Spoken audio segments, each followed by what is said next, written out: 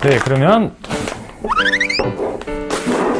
이 양파를 먼저 손질을 해보겠습니다. 고로케에 빠지지 않는 재료가 사실 양파이기도 하고요. 그 다음에 저희 재료를 지금 보면 입에 씹힐 만한 것들이 많이 없잖아요. 그래서 양파를 넣어주면서 조금 상큼한 맛도 내주고 씹을 거리도 좀 주고, 이렇게 한 번씩 썰어주시고, 그 다음에 가로로 한 2번 정도, 양파 크기에 따라 다른데요, 넣어준 다음에 그냥 썰어주면 다진 양파가 됩니다.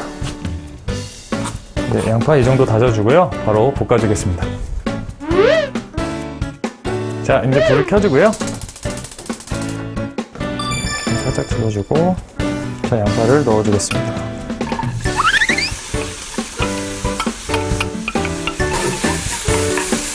이렇게 양파를 볶아줄 때요, 이게 약간 씹히는 맛도 줘야 되기 때문에 매운맛이 다 날아갈 정도만 볶아주면 됩니다.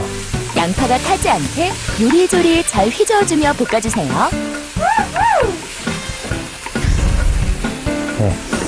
이 양파 볶는 냄새만 맡아도 요리하는 기분 들고 약간 식욕이 확 땡겨요. 사실 이때가 제일 배고프거든요.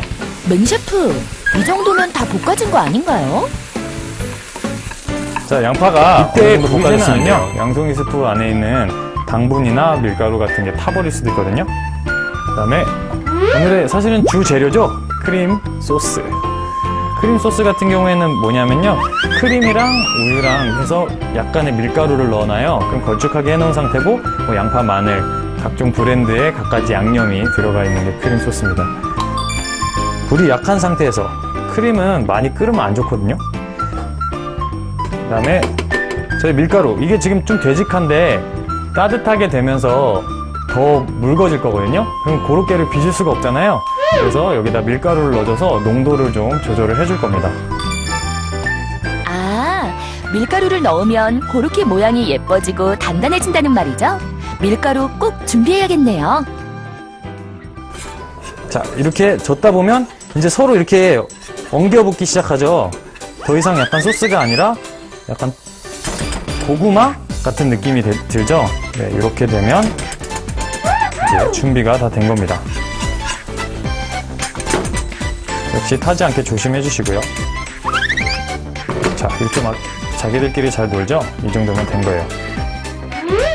순식간에 고로케 반죽이 완성됐어요. 네, 이렇게 다 됐으면요, 이제 볼에 옮겨 담아주고요. 이게 사실은 식을수록 모양 잡기가 편하거든요. 빨리 식히려면 조금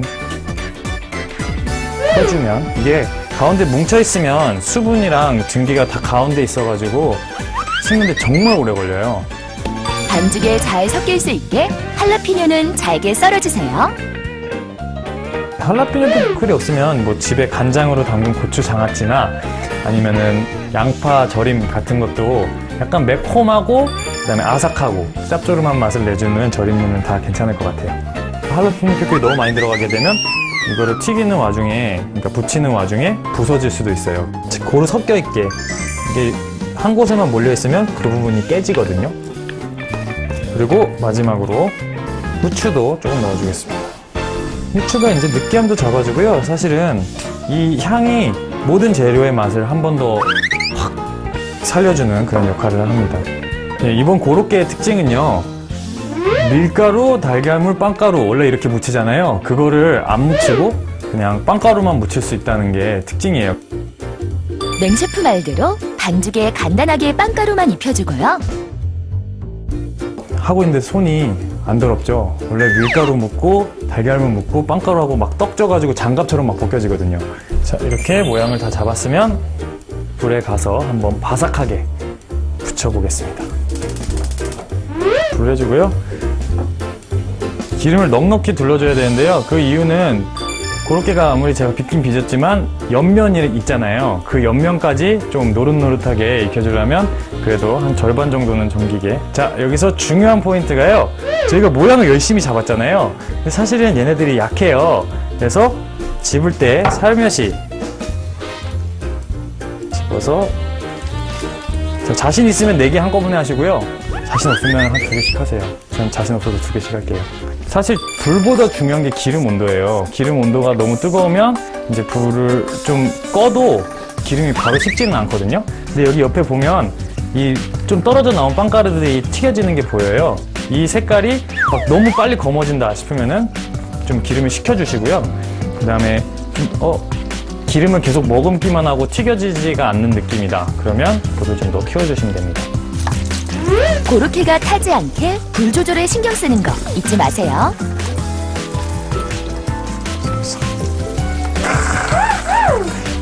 색깔 나오죠?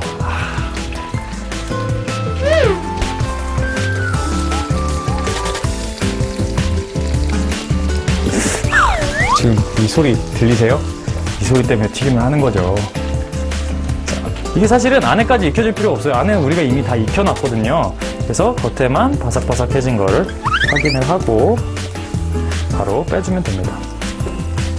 그래서 자, 이렇게 완성이 됐으면 불을 꺼주고요.